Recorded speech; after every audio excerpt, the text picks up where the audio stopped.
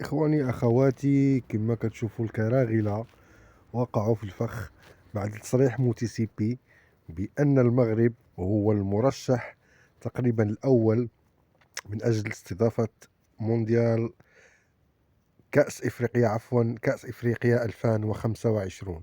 وبهذا الصدد ستكون ضربة موجعة للنظام الكرغولي الذي هو الآن في ورطة لعدم استفادته من الكأس التي نظمها والية الشان ولم ينجح بها.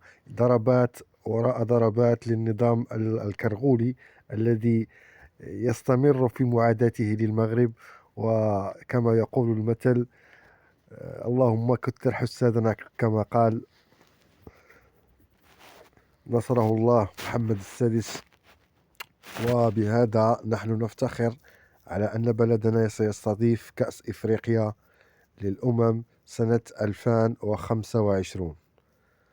فأخبار جيدة وأخبار مطمئنة للفريق الوطني المغربي. إن شاء الله التتويج بهذا الكأس الذي سنحتضنه بالمغرب. وشكرا.